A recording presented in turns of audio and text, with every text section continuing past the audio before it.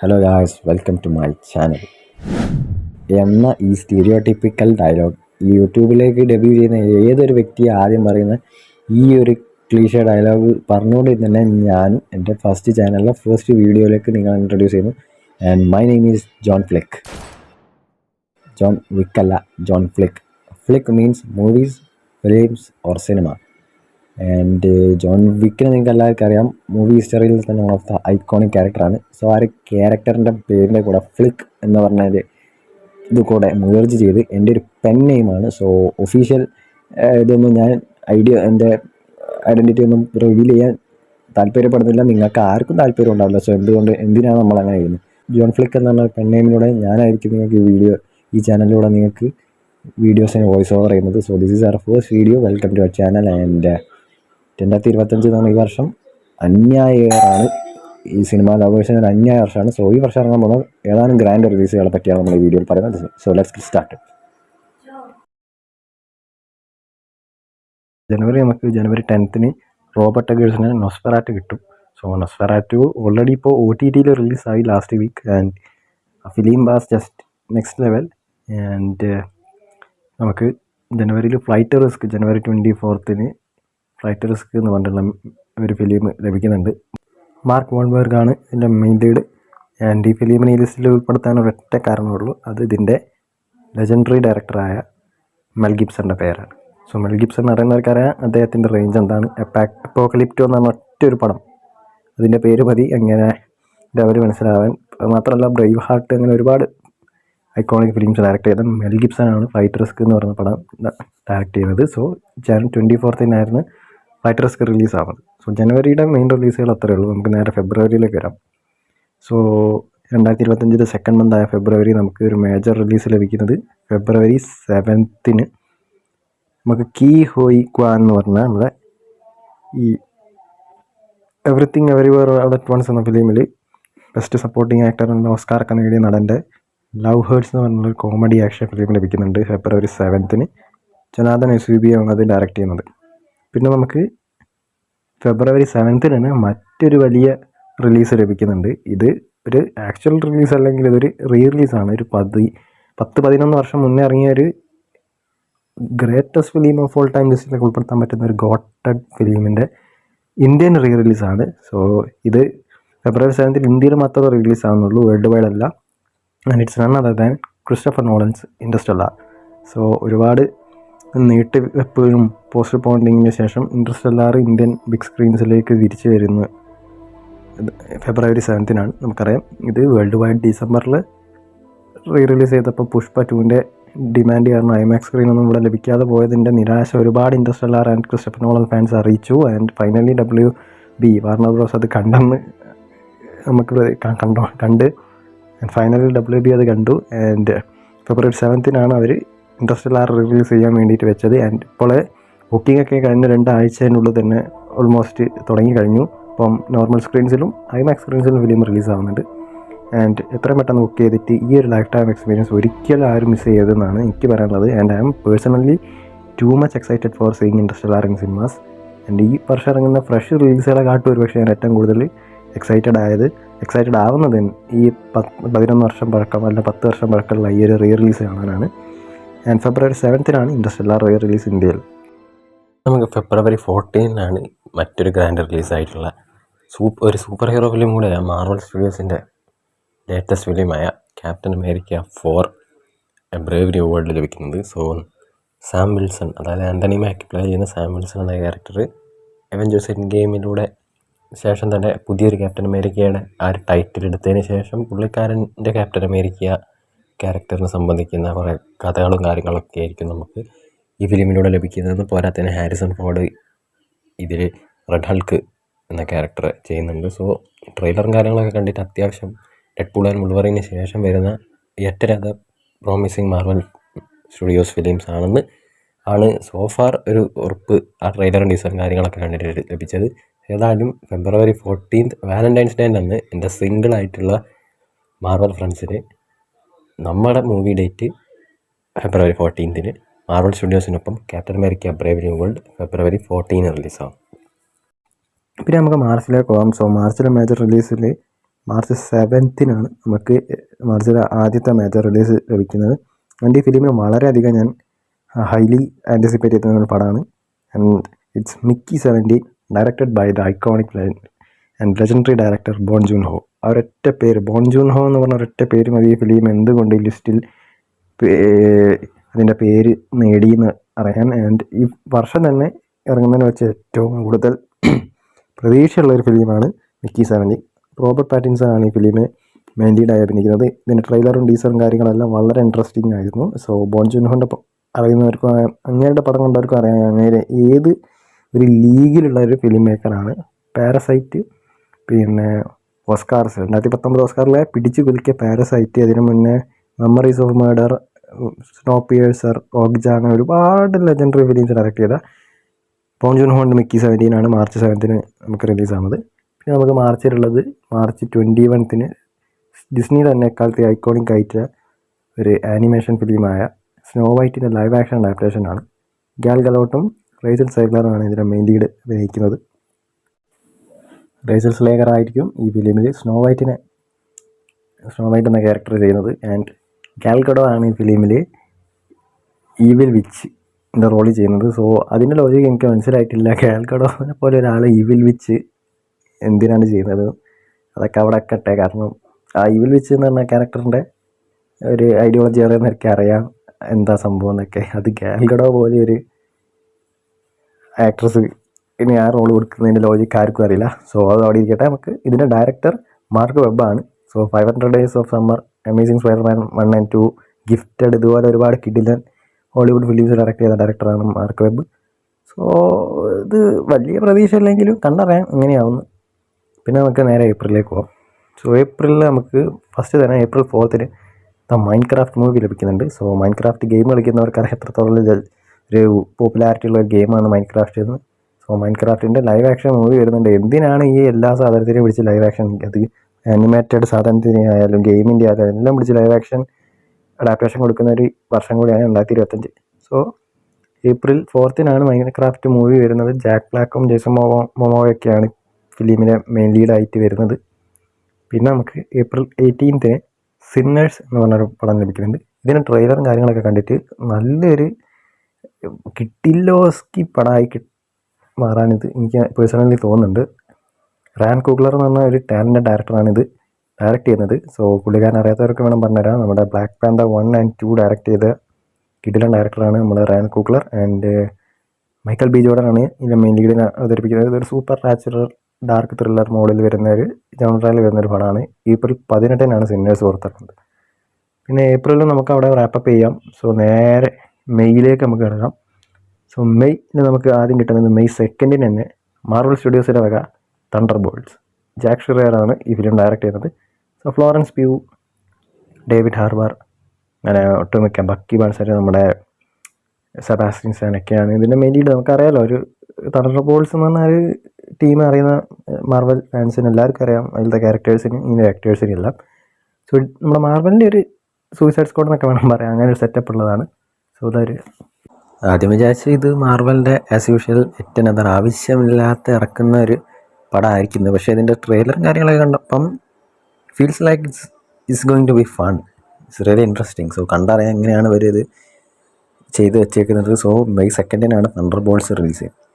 പിന്നെ അടുത്തതെന്ന് പറയുന്നത് ഒരു വമ്പൻ റിലീസാണ്. മേ ബി ഈ കഴിഞ്ഞ ഏതാനും വർഷങ്ങളിൽ തന്നെ നമ്മൾ ഏറ്റവും കൂടുതൽ വെയിറ്റ് ചെയ്തിരിക്കുന്ന ഒരു ഗ്രാൻഡ് സിനിമേൻ്റെ റിലീസാണ്. And also it is going to be a final part of that iconic film franchise which is none other than Mission Impossible 8 the final reckoning. അതേ നമ്മുടെയൊക്കെ കുട്ടിക്കാലവും കൗമാരക്കാലവും ഒക്കെ വളരെയധികം എന്താ പറയുക, ഒരു വേറെ ലെവലിൽ എത്തിച്ച നമ്മുടെ ടോം ക്രൂസിൻ്റെ ഈത്തൻ ഹണ്ട് എന്ന ക്യാരക്ടർ ചെയ്യുന്ന മിഷൻ ഇമ്പോസിബിൾ ഫ്രാഞ്ചൈസിലെ അവസാന സിനിമയായ മിഷൻ ഇമ്പോസിബിൾ 8th പാർട്ടായ ഫൈനൽ റെക്കണിംഗ് ഇറങ്ങുന്നത് May 23 സോ May 23 മെയ് മാസത്തിൽ തന്നെയല്ല, ഈ വർഷം ഇറങ്ങുന്നതിൽ വെച്ച് ഏറ്റവും മോസ്റ്റ് ഹൈപ്ഡ് ഓർ ഗ്രാൻഡ് റിലീസാണ്. സോ മിഷൻ ഇമ്പോസിബിൾ ഫാൻസ് പണ്ട് തൊട്ടേ ടോം ക്രൂസിൻ്റെ ഈത്തൻ ഹണ്ട് ഓടുന്നതും ചാടുന്നതും പരിപാടികളൊക്കെ കണ്ടു വളർന്ന എനിക്ക് ഒരു വളരെ ഒരു സാഡായിട്ടുള്ളൊരു പടം കൂടി ആയിരിക്കും ഇത്. കാരണം എൻഡ് ഓഫ് ആൻ എറ എന്ന് പറയുന്നൊരു ഡെഫിനിഷൻ തന്നെ നമുക്ക് ഈ പടത്തിന് ഫ്രാഞ്ചൈസി കൊടുക്കാം. സോ വളരെയധികം ഒരു എന്താണ് അവസാന പാർട്ടായതുകൊണ്ട് തന്നെ ഇതുവരെ കാണിച്ചതിനേക്കാളും ഗ്രാൻഡ് പരിപാടി കൊടുത്തിട്ടായിരിക്കും ഈ ഒരു ഐക്കോണിക് ഫ്രാഞ്ചൈസിനും ടോം ക്രൂസ് എന്ന ലെജൻഡറി ആക്ടറിൻ്റെ ആ ഒരു ലെജൻഡറി ക്യാരക്ടർ ഈത്തൻ ഹണ്ട് എന്ന് പറഞ്ഞ ക്യാരക്ടറിന് വേണ്ടി സെൻഡ് ഓഫ് കൊടുക്കുക എന്നുള്ള നല്ലൊരു പ്രതീക്ഷയെ തന്നെ മെയ് 23 നമുക്ക് വൺ ലാസ്റ്റ് ടൈം ടോം ക്രൂസിനെ ആ ഒരു റോൾ ഈത്തൻ ഹണ്ടായി കാണാം. So Mission impossible final reckoning May 23. പിന്നെ നമുക്ക് മെയ് മാസത്തെ അടുത്ത ഒരു റിലീസ് വമ്പൻ റിലീസ് എന്ന് പറയുന്നത് മെയ് 30 അതും മറ്റൊരു നൊസ്റ്റാൾജിയ പിടിച്ച് കളിക്കുന്നൊരു പടത്തിൻ്റെ ഫ്രാഞ്ചൈസിയുടെ ഒരു പുതിയ ഇൻസ്റ്റാൾമെൻ്റ് ആണ്, which is Karate Kids Legends. So Jackie ചാനൊക്കെ തൻ്റെ ആ ഒരു റോളിലേക്ക് വീണ്ടും റിപ്രൈസ് ചെയ്യുന്നുണ്ട് ഈ സിനിമയിൽ. സോ കുറേ കാലങ്ങൾക്ക് ശേഷം നടക്കുന്ന പുതിയൊരു കഥയായിട്ടായിരിക്കും കരാട്ടെ കിഡ്സ് ലെജൻഡ്സ് ഇറങ്ങുക. സോ കരാട്ടെ കിഡ്സ് ഫാൻസിന് വേണ്ടിയിട്ട് അത്യാവശ്യം എക്സൈറ്റഡ് ആയ ഒരു പടമായിരിക്കും. മെയ് 30 കരാട്ടെ കിഡ്സ് ലെജൻഡ്സ് റിലീസാവുന്നത്. സോ മെയ് മാസം അവിടെ കഴിഞ്ഞ് നമുക്ക് നേരെ ഈ വർഷത്തിൻ്റെ ഹാഫിലേക്ക് എത്തി, ജൂണിലേക്ക് എത്തി. സോ ജൂണിൽ നമുക്ക് ഒരുപാട് അത്യാവശ്യം നല്ല ഗ്രാൻഡ് റിലീസുകളുണ്ട്. സോ അതിൽ ആദ്യം വരുന്നത് ജൂൺ 20 ജൂൺ 6 സോ ബാലറീന, നമ്മുടെ ജോൺ വിക്ക് ഫ്രാഞ്ചൈസിയിലെ 5ാമത്തെ സിനിമ, 6ാമത്തെ ഇൻസ്റ്റാൾമെൻ്റ് ആയിട്ടുള്ള ബാലറീന. ഇതിനു മുമ്പ് ജോൺ വിക്കിൻ്റെ 4 പാർട്ടും കോണ്ടിനെൻ്റൽ എന്ന് പറഞ്ഞിട്ടുള്ള ഒരു സീരീസാണ് ജോൺ വിക്ക് ഫ്രാഞ്ചൈസി ഇതുവരെ ഇറങ്ങിയത്. ആൻഡ് നമുക്ക് ഈ ഒരു യൂണിവേഴ്സ് കിട്ടുന്ന 5ാമത്തെ പടമായിരിക്കും ബാലറീന. ഇതൊരു സ്പിൻ ഓഫ് ആണ് ജോൺ വിക്ക് ഫിലിംസിൻ്റെ, അതായത് ലാസ്റ്റ് ഇറങ്ങിയ ജോൺ വിക്ക് 4ൻ്റെ മുന്നേ നടക്കുന്ന ഒരു പ്രീക്വൽ ആയിട്ടാണ് നമുക്ക് ഈ പടം കിട്ടുന്നത്. കാരണം ഈ ഫിലിമിലെ മെയിൻ ലീഡായിട്ട് ആനാ ഡി അർമാസ് ആണ് വരുന്നത്. അതുപോലെ തന്നെ പ്രീക്വലാന്ന് ഉറപ്പിക്കാനുള്ള കാരണം തന്നെ നമ്മുടെ John Wick, Keanu Reeves as John Wick ഈ സിനിമയിൽ റിട്ടേൺ ചെയ്യുന്നുണ്ട്.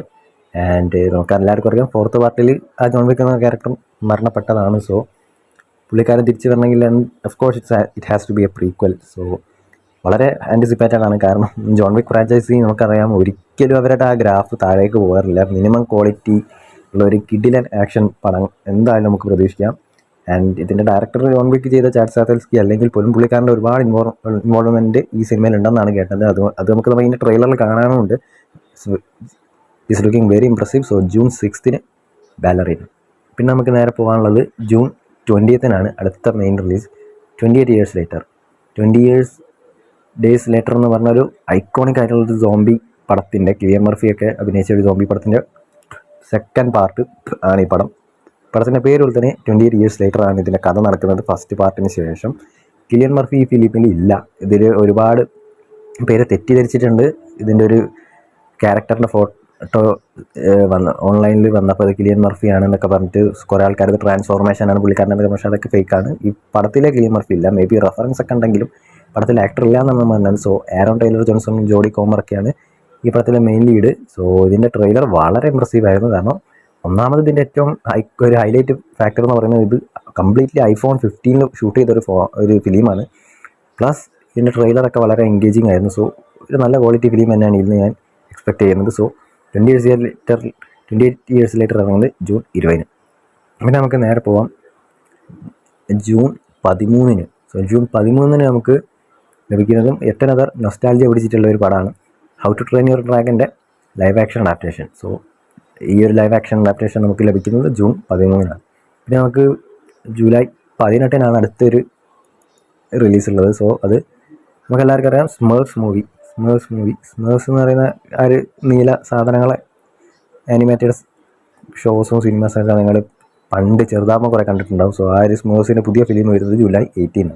നമുക്ക് ജൂൺ മാസത്തിൽ മറ്റൊരു ഗ്രാൻഡ് റിലീസ് എന്ന് പറയുന്നത് ജൂൺ 27 F1.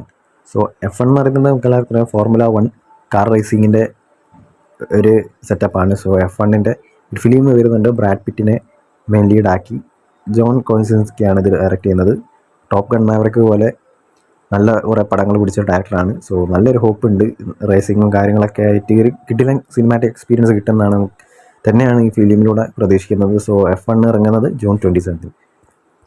ജൂണിന് ശേഷം നമുക്ക് നേരെ ജൂലൈയിലേക്ക് പോകാം. ജൂലൈയിൽ ഒരുപാട് ഗ്രാൻഡ് റിലീസുകളുണ്ട്. അതിൽ ആദ്യം വരുന്നത് തന്നെ July 2 Jurassic World rebirth.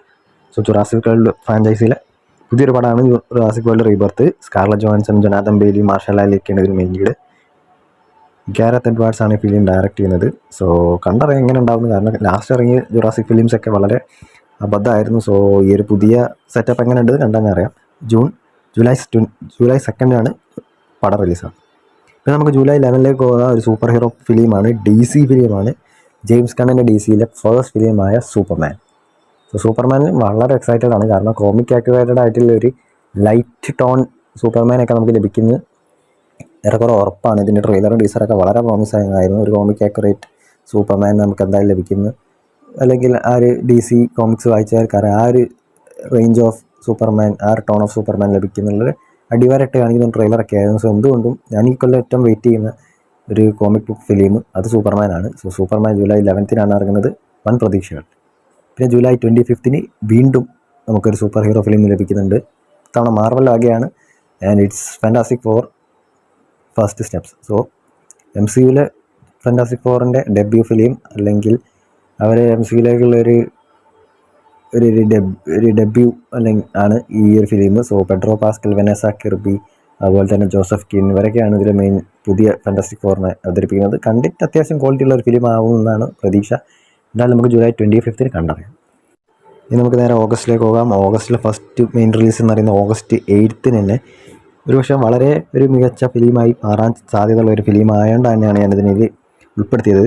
The battle of Baktan Cross. So Paul Thomas Anderson എന്ന ഐക്കോണിക് ഡയറക്ടറും ലിയനാർഡോ ഡിക്കാപ്രിയോ എന്ന് പറഞ്ഞ ഒരു ഗോട്ട് ആക്ടറും തമ്മിൽ കമ്പൈൻ ചെയ്ത് വരുന്ന ഒരു ഫിലിമാണ്. സോ ഒരു ക്രൈം ഡ്രാമ ജോൺറയിലാണ് ഫിലിം വരുന്നത്. ഇവരുടെ ഈ ഒരു ലെജൻഡറി കോംബോയും കാര്യങ്ങളൊക്കെ എങ്ങനെ വരുന്നത് അറിയാൻ വളരെ എക്സൈറ്റഡ് ആണ്. So battle of the Baktan Cross July 8 ഇറങ്ങുന്നുണ്ട്. അത്യാവശ്യം നല്ല പ്രതീക്ഷയാണ്.